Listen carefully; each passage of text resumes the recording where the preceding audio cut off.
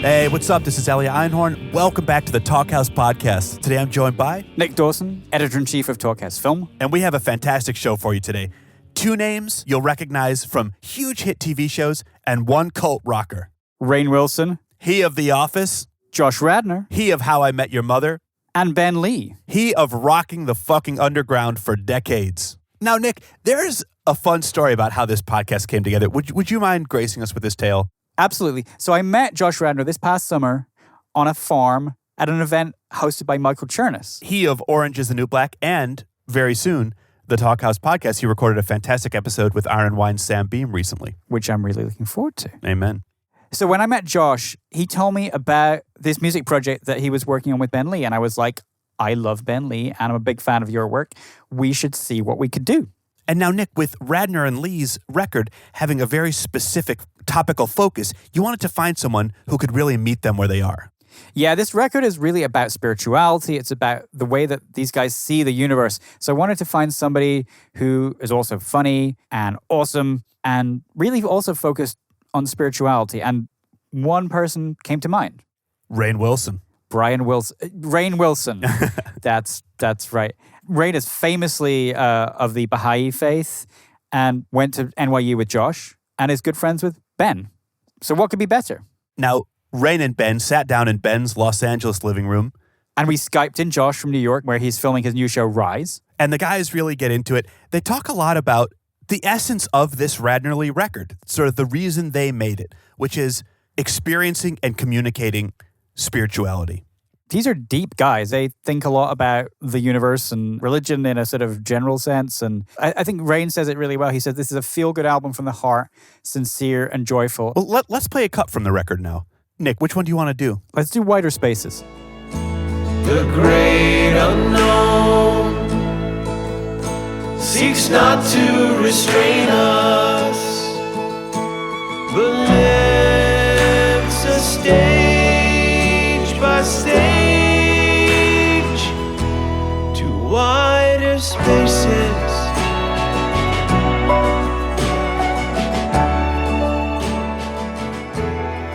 Very open-hearted stuff. Yeah, it's lovely. And the guys really jumped into spirituality and music making. And theater and art, transcendence, following your joy. Lots of like really substantial stuff. And as part of that, we hear about Ben's kids album, all about Islam. Josh and Ben's bonding experience in India. And how Rainn broke boundaries with a company called Soul Pancake. A little company called Soul Pancake. Should we roll it? Let's do it. All right, we're rolling. Fantastic. Hi, I'm Rainn Wilson, and I've got a couple of pals here with me. Who's here? I'm Ben Lee. I'm Josh Radnor. Hi, guys. Hi, Rainn.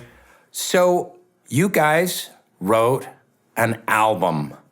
That's blowing my mind right now. Ben, Lee, I've been a big fan of yours and been listening to your music for the last 15 or 18 years. Josh Radnor, I'm not a big fan of your music. I'm a big fan of your You are acting. now. Well, now I am. Yeah, I'm a recent convert, but kind of an odd friendship here. How did you guys meet each other? Let's start at the very beginning. Yeah, we actually met because How I Met Your Mother had tried to license one of my songs, and there'd been, I think, an issue with a label or something, but I saw the show. This was very early in the show. I saw it on the plane, and I was like, wow, what a cool show. This is kind of playing with the conventions of sitcom television. I could sense the subversive nature of it, and I'm quite interested in things that are subversive within pop culture. So I just looked up the creator on the internet and just called him and said, thank you for the interest in and he said, oh, come down to the set. And so I came down and met all these guys, and then it was a couple months later, I think, I bumped into Josh on my street I was living in West Hollywood. Mm-hmm. And then I was just standing outside his house, hoping he would emerge. Yeah, exactly. So the friendship, that was like now over 10 years ago. Fantastic. Yeah. I mean, I think what was notable about your visit was that I also knew your music and had been listening to you. And so they told me you'd be coming, and I was very excited to meet you. But I remember we sat, after I had already wrapped, we sat outside and just had a really long conversation about about making stuff, and it was so invigorating. I felt like I remember the thrust of what we were talking about was how to be both popular and good. Like, is there a way to make quality work that gets heard and seen by a lot of people? And I think that's still a question that we're asking ourselves. Isn't that funny? Because they say that like these relationships often in the first 3 minutes, they're sort of crystallized a relationship, what the dynamic's going to be. And ours probably was too. Like that question drives kind of what we do. Is that what they say, that people in the first 3 minutes kind of... Basically, like for teachers, I've heard of it for substitute teachers and teachers coming into a class. Like you have about 3 minutes to assert the dynamic and the amount of respect that you're going to be entitled to from the kids. Something like that. I don't want to give okay. But that terrifies me. I'm not going to think about that too long. It happens super quickly. So, you do see a lot of this stuff is established very early. Mm-hmm. And what's the next phase of your friendship? Joining cults and leaving them, basically. Yeah, okay. Yeah, we joined a couple cults together. I did go to Ben's wedding in India, which cult was... number one, yeah. His cult wedding in India, which I would say when you go to India for someone's wedding, like that's like a declaration like, hey, I'm in this with you. Yeah, like, that's a big commitment. That's a big commitment. Yeah. Yeah, so we had trouble, my wife and I had trouble getting people to go to our wedding in Washington State. So India, that's huge. Yeah. Yeah, so once I spent, 2 weeks in India with Ben, and then we were kind of off to the race. I mean, I think I was at your wedding within a year of meeting you, or about a year and a half, maybe. Mm-hmm. Well, it was interesting, that wedding, because normally I think you would say that for a wedding, your closest inner circle are the ones that are definitely come, and then it moves outward from that. Whereas with this, it was kind of people that were up for the adventure were the ones more likely to be there. And some of the people closest to us weren't up for it and didn't come. But it was very cementing of the relationships. Like, in friendship, that's a big thing. Like the kind of brave hearts that show up in your life. So it was kind of a test. Yeah, exactly. Yeah, a gauntlet. It's like getting married like in Antarctica to see who shows up. Totally. Let's see how much you care. Now, there's some other elements of your friendship that I find really fascinating. And obviously you have a shared interest in love in spirituality. And I know spirituality is a weird word because there's so many negative conceptions just about that word. People just recoil because either it feels kind of very airy-fairy, new agey, and they're like, blah, or it's very vague and kind of touchy-feely in a sentimental way, or else it's some kind of fundamentalist religion, and you're couching some fundamentalist belief under the auspices of the word spirituality. So for you guys, and I've engaged in some discussion with both of you guys before, I know that you have a very sincere interest in, simply what's beyond the material, what's beyond our experience of having conscious minds kind of shining out through these meat bodies that we have. So how did that spiritual journey, how did you guys start walking that walk together? Why don't you take that one, Josh? Well, I think we were often running on our own series of explorations and questions in that area. Ben's from Australia, I'm from Ohio, but we share a kind of middle-class Jewish upbringing. We both went to Jewish day schools. So I would say, and Ben, you can correct me if I'm wrong, but part of our childhood was steeped in questioning of a very Jewish variety. That questions are not only permissible but encouraged, and storytelling is a huge kind of foundational element. And I think that's underplayed a lot in Judaism, isn't it? Underplayed that questioning is so important, and asking the life's big question, and being able to, whether it's to a rabbi or to a congregation or whatever, to kind of say, well, why are we doing that? What's the point of this? And the word Israel itself means struggle. I think like the wrestling with angels is kind of the ultimate metaphor for Judaism. I think one of the things I've always loved and respected about Judaism is that there's no belief system you have to declare allegiance to before you can step in the door. You can absolutely be an atheist and raise your family going to shul and bar mitzvah your kids and not believe a word of it, And to me that always said something about the sturdiness or the security of the religion itself, even though some of its adherents are, famously insecure. I think the religion itself, the ability to stand up to any question, and a lot of times, a good rabbi, for instance, will say, that's above my pay grade. I can't answer that for you, but keep asking the question.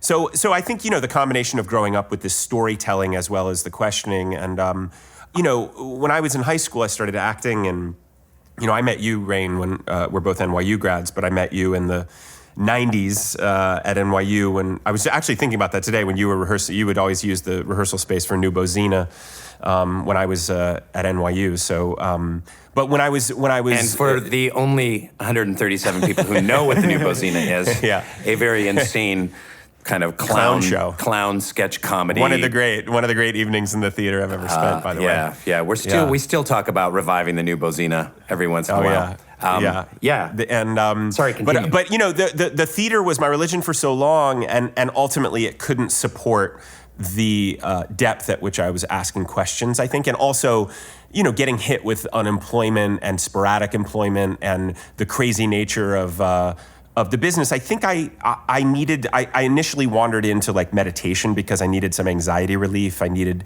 some kind of anchor on the high seas of this crazy business. But then I found myself longing to go deeper, and I started studying the Vedas and Buddhism and Sufism, and I just found myself mystic Christianity. I got very hungry for other perspectives, and I just got suddenly, in my late 20s and early 30s, I got very theologically and philosophically curious. And then, throwing a hit TV show on top of that, and some fame and celebrity and the weird disorienting nature of that made me cling, or at least long to go even deeper into that stuff as some sort of ballast or anchor in my life. That's so funny. I mean, we've spoken before, Josh, but we never really have spoken about this before, which is, for me too, and this is like the height of pretentiousness, so I apologize to all of you listeners, but that theater was my religion too. I really, because I grew up in the Baha'i faith and was very involved, and then rejected it very strongly when I was around 20 and I was going to NYU, and just took all of that fervor, that kind of evangelical fervor for faith, and moved it into religion. And NYU really supported that. I think the whole Zelda Fitzhandler, who ran our program, like, she supported that. Like, we make theater to change lives. We make theater to change perspectives and to take an audience on a journey that they've never been on before. And it's a personal transformation too. You as an individual, as an actor, transforming yourself into these characters and telling those stories and taking people on that journey. But that's funny because I definitely relate to that. And that time, when Zelda was running the program, I remember, at the beginning, you'd kind of gather around as if she was delivering a kind of sermon or something. It had a kind of, the more I reflect on it, and I was reflecting on this at her memorial, it had a kind of mystical bent to it, that whole NYU vibe when we were there. It didn't feel that they were at odds with each other, but at the same time, the theater didn't feel like it could answer all my questions. I remember when she said, the longest, most difficult journey is the journey between two hearts. She would say stuff like that as a matter of course. That's, and you're awesome. Studying acting, so it's like, you're 20 years old. You're like, wow, amazing. But it couldn't fulfill you, nor could it fulfill me on my kind of spiritual, artistic, comedic journey. So that's when you still felt like, this isn't cutting it for me. Because I know for me, Josh, like, I really thought, like, wow, if I can work with great directors and do theater and, do the right production of Peer Gynt in the right church basement to the right 37 people, then their minds will be blown, and, it will feed off each other. You'll be enlightened. We'll be enlightened. Yeah. I'll give enlightenment to them through storytelling that will affect me. And it didn't quite pan out that way. And I definitely felt the same thing. And it was, 3-4 years out, I was kind of like, I'm working with some good directors. I'm doing some good plays, some really bad plays. And boy, it's not really changing the world here. Yeah. And I'm not really... what's interesting is getting a very big audience as we got, you've done some amazing things with your platform. Like, it's an incredible thing to take what could be a very frivolous kind of like, I was on a hit show and then I don't know, retired. But rather than that, just say, look, now there's some attention. How do I want to use this? I mean, those are questions I always ask myself. So you guys are going on this spiritual journey. that has led you to the album Radnor and Lee by Radnor and Lee. Why is it Radnor and Lee and not Lee and Radnor? Well, we had another. Our original name for the band was Love Songs for God and Women. Because we were just like, it wasn't enough. We were just trying to see like how on the nose can we be. But once we realized, it's funny because this thing has broadened in the sense of our ambition for it very organically. Like we started off thinking, okay, this is our little project, we're doing it, and stepping into, I found this often in things in life that it's beautiful when you can step up into them as opposed to needing to puff them up with bravado.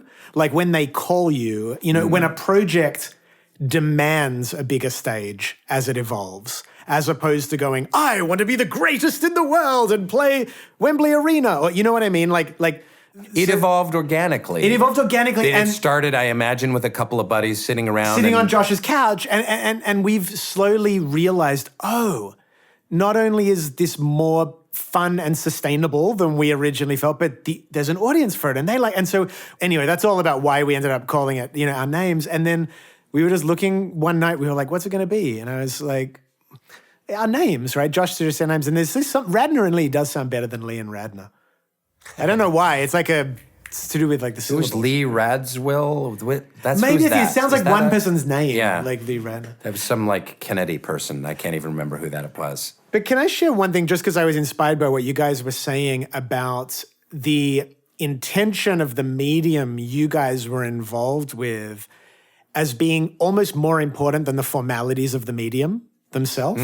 And that's because I came from punk rock and underground music, like lo-fi music, where that was my whole thing, Like I was making records before I could play 3 chords properly. I was recording albums on a boombox. Like the whole idea was that of punk rock was DIY. Destroy the formalities, the intention, the vibe, that's what's enlightening about it.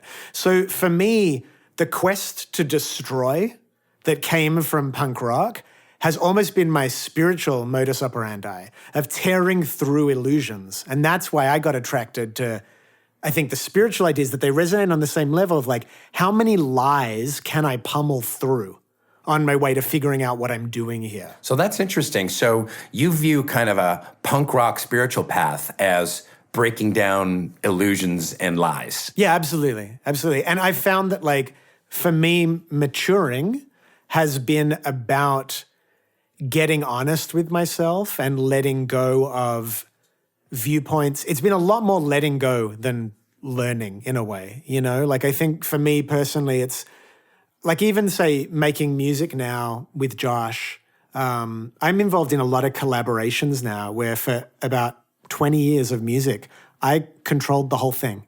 It was like me, every decision. Now, I'm writing this musical with Tom Robbins, I'm working with Josh, I'm playing a lot with great artistic thinkers.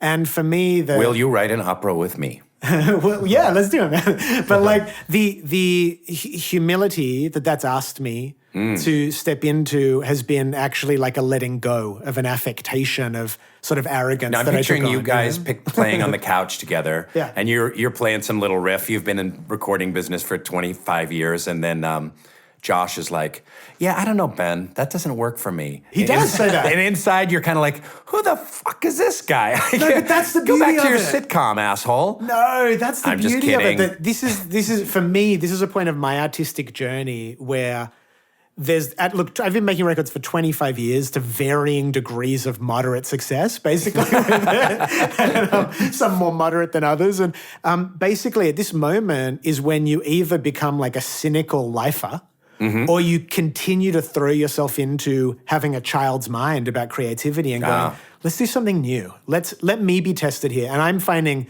the beauty of trusting Josh's musical instincts is totally blowing my musical world open. So you find that Josh has musical instincts? For sure. Oh, that's fantastic. That's been part of the journey. What are your musical instincts, Josh? Well,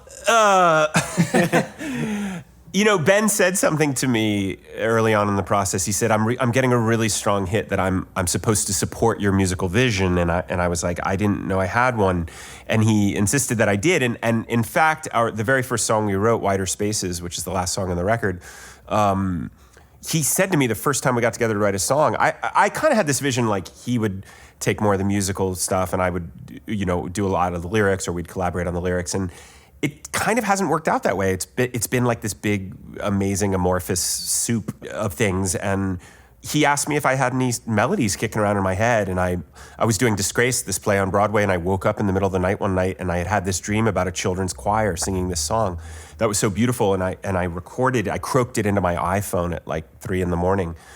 And so I still had it and I played it for him. Fantastic. That's the melody we used on our first song.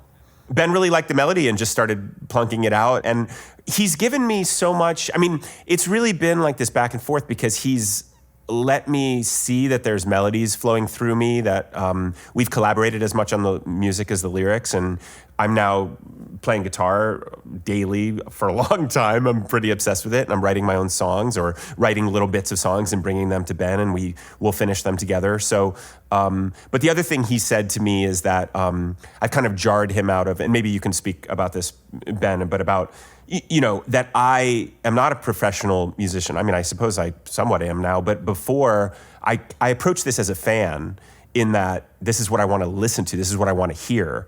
Whereas, Ben has said that that's helped shake him out of some of his habits. Yeah, and truly like the legacy of do-it-yourself underground music is that it's not elitist. You shouldn't, 25 years of experience writing songs actually doesn't give you an edge necessarily emotionally on someone sitting down to write their first song. Yeah, you got a bunch of techniques and you're more reliable, and probably like a song I write has a better shot of like covering its fundamental bases than Josh's song. He'll just, but that's not what it's about. In terms of transcendence, everyone's got the same stuff in them. And for me, the beauty of it is like creating a space for this thing to emerge between us that we couldn't have anticipated before. Now, you talk about transcendence. What's your view on transcendence, and how does that connect to the artistic process? Well, to me, transcendence is reality, I suppose. I think of living my day-to-day life. I love iCal. I am so into my calendar on the phone and the computer. It's like I live and die by this calendar. It's like, I've got to call this person. I've got to go to rehearsal. I've got to do. And you get really locked in this. Life becomes very simple, stressful and regimented. It's very obvious, very material. And then there are transcendent moments. I actually had one last night. My wife shook my foot because I was snoring really loudly, apparently. And I woke up and I laughed because I knew what had happened. And suddenly I became acutely aware of my own mortality. I felt myself, like it was weird. It was the middle of the night. She'd given me such a shock that I was realized myself hurtling towards death. And I saw how important having a good attitude was. And it was this weird 30 seconds of I was suddenly in reality. I'd zoomed out. But it took a shock. I love that idea that transcendence is reality. Because we think of reality is this. It's this cup of coffee and this plaid rug. That's reality. But reality is we have a limited time on this planet, and it's our duty to question it, explore it, and experience it with joy. Yeah. Create while we can. And that it's sacred. I'm trying to instill this in my daughter. Yesterday or the day before I turned to her, she was playing. I said, "Are you enjoying your life?" And she said, "Yeah. Do some people not?" And I said, "Yeah, I think some people don't." She said, "That's sad." We just had this moment where I was just trying to show her, it's okay to be aware, to be zoomed out for a minute and go, "Oh yeah, I'm a human having a life. How am I finding that?" This, by the way, this story that Ben was telling about his wife and the foot and the moment is something he would tell me when he came over to write, and that would be the basis of a song. I mean, that's kind of how we write. I want to hear that what's on your going next on? album. It's called Foot Shaker. We'll see. It's like a Black Crowes track. It's really sexy. So tell me about this process. Then you recorded an album. What's that like? Josh, did you go in the studio? What happens? Yeah, I went in How the Ben Lee recording studio. Where we're sitting right now.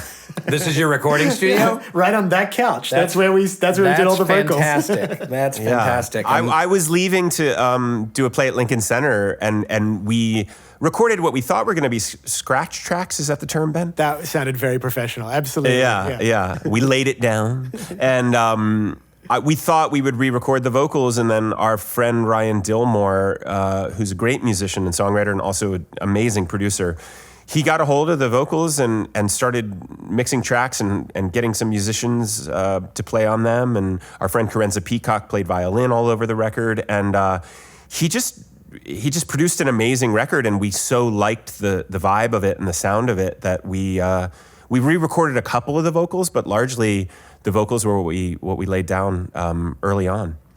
So it wasn't, yeah. What's your album about? I'm from my first listen, I hear love songs to God. I don't really hear love songs to women on it. There are some love songs to women. Okay. Yeah. I actually think they're also not that different. Like, is what you're looking for in all the great love poetry. To me, that's poetries of, devotion to the mystery of existence, and vice versa. Yeah, like Van Morrison does that very well. Where Totally, you don't know Bob if he's Dylan, singing yeah. to God or Jesus or his wife or we like that vibe. I mean, I think love. that they are somewhat interchangeable in a way. And the great mystic love poems and poems King of Rumi, the Solomon. Persian poems, were always like that blur between love of the beloved. What does that mean? That Yeah, fire, well, we have a song called "Hello, My Beloved," and we have a song which is a proper love song and could be read as a love song to God. We have a song called "Still Though We Should Dance," which is based on a Hafiz poem. So we certainly are influenced by that kind of Sufi, ecstatic, kind of poetic thing. And it's quite funny because our shared vocabulary and the dialogue we share around such an inclusive spirituality, which, we share with you, like people that are interested in spiritual thought, they've read things from different traditions, that's very natural. Mm-hmm. But you live in a bit of a bubble and you forget, like you said at the beginning, that a lot of people, their only association with spirituality is sort of evangelism of some kind. So we played a little gig. It was a punk rock gig we went on at midnight in a bookstore in Oakland, California, after this super hardcore band. And the girl that worked there came up and she said, "Are you guys like born again?" And I realized it's really important for us to talk about that we don't have a religious agenda. We're not any one religion. Like, you don't have to be aligned with a religion to love life, And for me, what I realize is this has to become part of the narrative we have around the record to explain it to people so they don't make assumptions about us that we have some kind of agenda to convert people to something. We're not converted to anything ourselves. We just believe that asking questions and falling in love with existence is a worthwhile venture. So there's a lot of people right now listening, I'm imagining, and this may be something I'm very sensitive to because here I am. I did 10 years of theater acting before I even went to LA. Then I was kind of semi-unemployed in LA for 4 or 5 years kicking around before I got on 6 Feet Under and then got Dwight on The Office. And then, like you, Josh, I was a theater actor who was pretty good at comedy, and then I got cast in this kind of seminal role as Dwight, and you got cast in a seminal role or kind of around the same time, although I had been out of school for a lot longer. Right. But spirituality has always been a great passion of mine. I am a member of a specific faith community, but that faith community supports the journey of exploration on all different levels, artistically, and Baha'is read from all the world's faith traditions and study as well. But I'm very sensitive to this idea, that I'm this comedy guy, and I know, on my social media, whenever I talk about spirituality, people are just they just never want to stop vomiting. They just, it's gotten such a bad rap. So what do you guys say right now, just going a little off topic, what do you say right now to the people listening to this podcast who are wait, I wanted to hear conversations with artists talking about their craft and making their way in Hollywood or in the recording industry, and how do they write songs and how do you create? And then you guys are talking about, transcendence and what do you say to these people?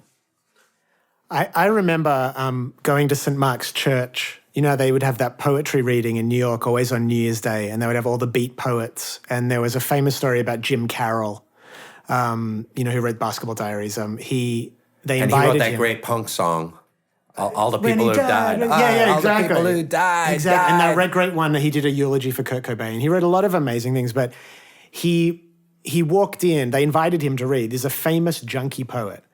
And he came in and he threw up at the podium. And everyone was so disapproving. And Patti Smith was like, you invited him here. You invited him. This is the work he makes. Like, it's not separate. You know what I mean? Like, what are you looking for? Did you think this was an act?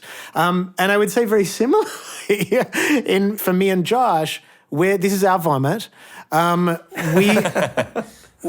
are not people Sacred vomit. Yeah, we're not people who separate the people we want to be from the art we make. And there are a million billion songwriters you can find who will talk to you about craft and G-7 chords and, whatever it is. But I think showing up in whatever way you show up authentically and passionately is the best thing an artist can offer. And this is who we are. So that's what we do. It's not a fun way to live for other people and fulfilling their kind of perception or expectation of you. And I think if you want to be an artist, you gotta risk, you got to shed your skin and risk alienating people to get to some other new thing. And the artists I respect are people that are like massively taking those chances and starting from zero, and that's kind of what this is for me. It was not the next logical move for me, as we said earlier, like, it just, and I'm going to be back on TV on a big show. It's not like I've turned my back on all that stuff, but this just was bringing me so much joy to collaborate with Ben and write music that it would have been foolish to turn my back on it and not say yes to it. Yeah, we were talking a little bit before the podcast, and you guys mentioned that idea of following your gut, following your intuition as artists and seeing where it takes you. Is this is part of that then? That's kind of what you're referencing, Josh? Yeah, definitely. I was offered like a big pilot on a big network, and there was a lot that was attractive about it in the details, and I was getting a lot of pressure to do it, and there was just something in my bones that said, like, don't do this. And when I finally passed on it for like the fourth time and gave the ultimate definitive no, my body could breathe. I could breathe. My body relaxed. I could feel it viscerally, head to toe, that I had made the right decision. And then a week later, I got Jason Katims called to meet about the show Rise that I'm filming now that'll be on in March, which feels 100% aligned and the right show for me to do. So I am fascinated that there exists within us this kind of GPS or this guidance system that we can pay attention to that's not logical, because I've passed on things and dropped out of things that on paper were like, are you crazy? Why would you do that? And I have to be true to that thing, that little voice inside that's like, yes, no.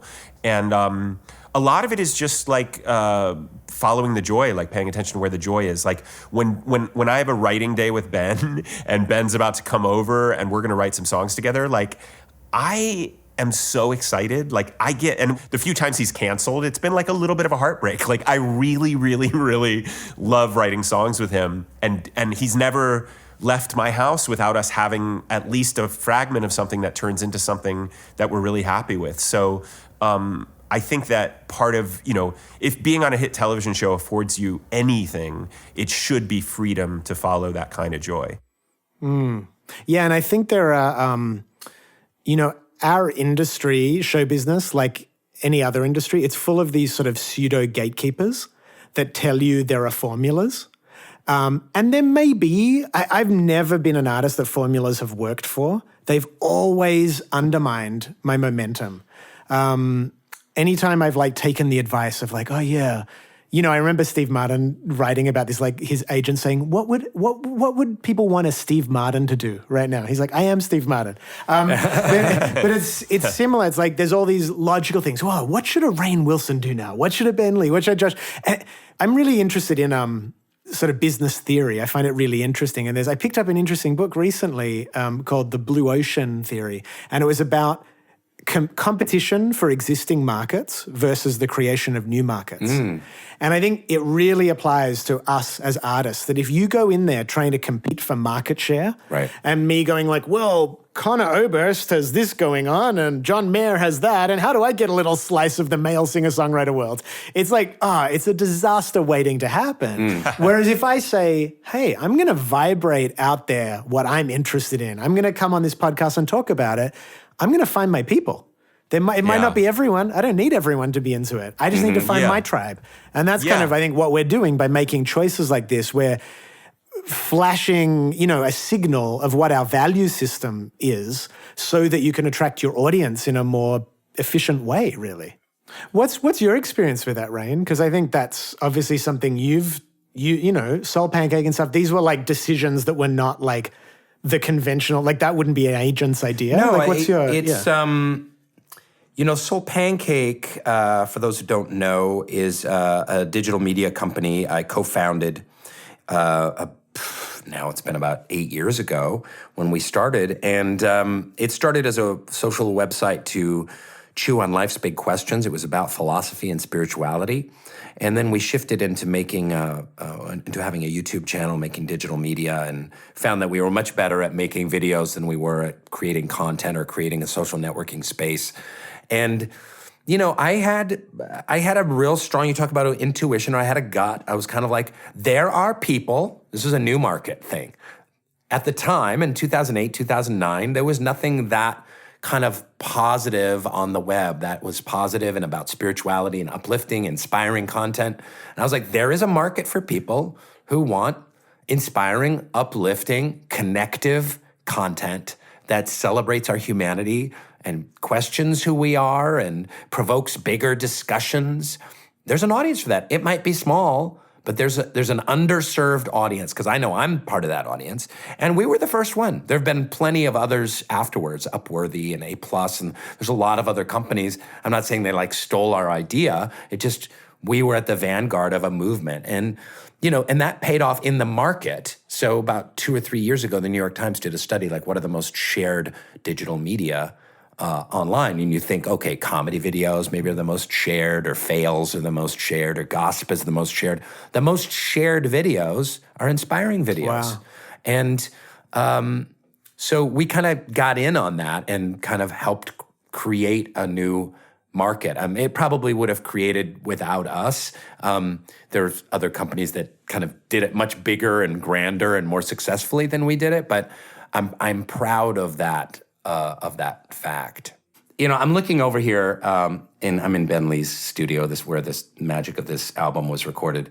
Ben Lee sings songs about Islam for the entire family. What's that? Well, I was making a project. It was originally going to be 5 albums of kids music, one about each of the world's major religions. Fantastic. But I didn't get... You have to do one about Zoroastrianism. Yeah, I know, that's underrepresented in pop culture. Especially in children's albums. Exactly. Yeah. But, where are the good Zoroastrian kids' albums these days?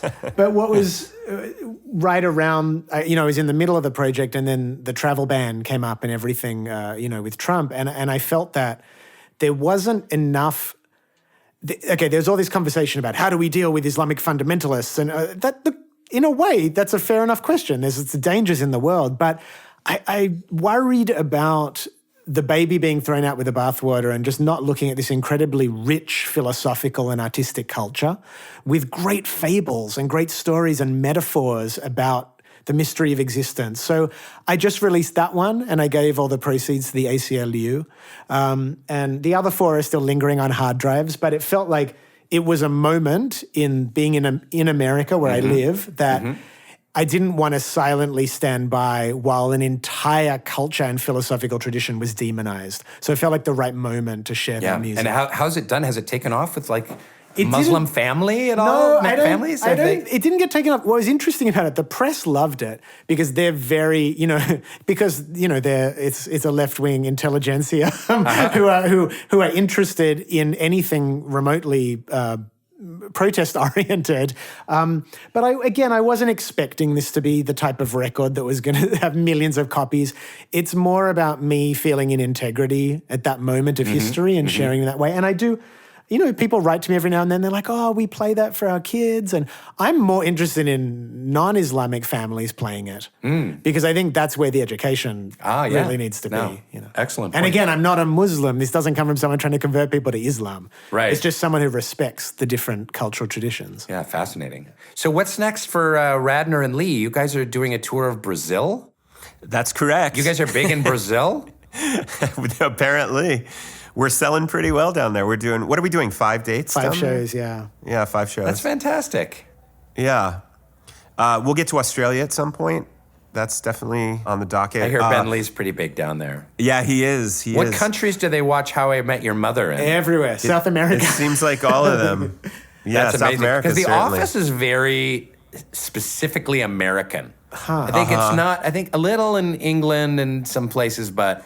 I don't know why How I Met Your Mother travels well, but it does. There was a kid on set who was from Bangladesh. He was playing this Sikh guitarist in this past week, and I've never been around someone so starstruck. He was like he was faint around me because he came here 7 years ago and learned English from How I Met Your Mother. Oh, that's fantastic. So I was like in some weird pantheon for him. Yeah, It was I had a amazing. friend that was on King of Queens, which is really big internationally, but like in Germany, it was like the number one comedy for like 10 years. It was just huge. And he went to Germany and he was like a rock Royalty. star in Germany. Was it Victor? Yes. Yeah. Also, we're kind of doing things that are fun. Like, that's our way of honoring this, that like, we got this offer for this tour of Brazil. We were like, you want to go to Brazil Come for on. a week and do 5 shows? And Josh is like, yeah. And we're doing it. And this came up. You want to talk to Rainn for an hour on a Saturday morning? Yeah. Like, we're kind of just trying to follow the good vibe of this because I think that's the way of honoring what the project's really about.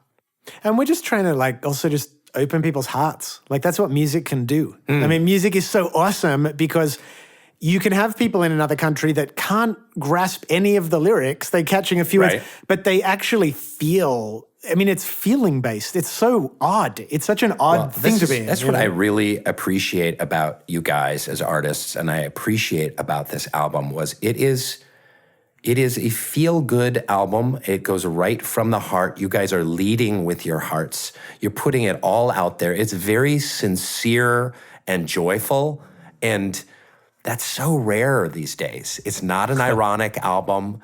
It's not edgy. Maybe it's edgy in the fact that it is so, open-heartedly sincere. Maybe that's the new edginess. Do you want to tell our edgy joke, Josh? About the, Yes, this is our great onstage joke. Well, one of them. We've got like 2 more. But I always say we do this song early in the morning, which is a cover, and the joke is that I said to Ben, I think the album needs a little edge. Like, what if we did a Peter, Paul, and Mary cover? give it some edge. Yeah, and he's give like, it a little punk rock flavor. Yeah. Just to tip our hat to our forebears. But I've always thought in a culture where everyone's kind of saying the opposite of what they mean, and where people are actually afraid of saying anything sincere, that we do wear this irony like our kind of armor. I do think sincerity is a revolutionary act. I think it's actually scarier to do this, and we're so afraid of being seen and being mocked, but that to actually sing about what's going on with you and kind of bear some scars a little bit and also share some joy, that feels like a tonic somehow. I mean, I'm always looking for artists that are willing to do that so I can feel a little more at home in my own skin and my own experience.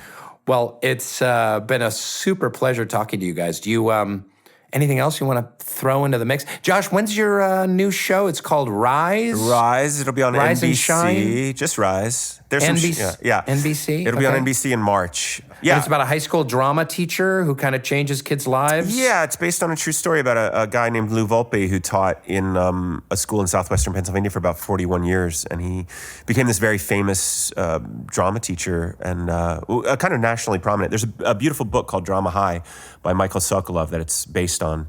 And it's terrific.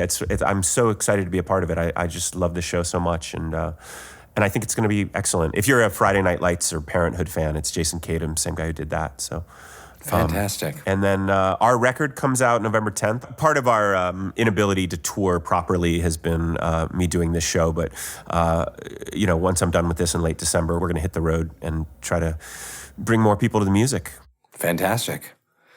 Guys, it was a real pleasure swinging by Ben's little pad up here and talking to you guys about art and music, and thanks for having me. Thanks so much for doing it. Really Thanks so much, appreciate it. Rainn. This was really fun. Thanks. Thank you, guys. Thanks for the music.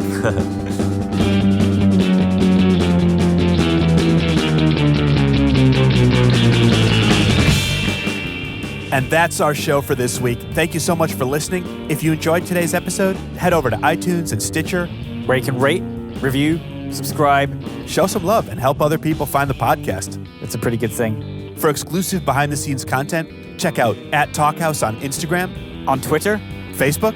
and go to our YouTube channel where we have full video episodes recorded live at the Sonos store in Soho, NYC. Nick, who recorded today's episode? Let me think about this one. In New York, it was the excellent Charles Mueller. Shouts. And in LA, Ali Niku did The Business. Shouts. And who mixed and co-produced this one? It would be the one and only Mark Yoshizumi. Shouts. Thanks, Mark. I'm Ellie Einhorn. I'm Nick Dawson. We'll see you next time. Until then.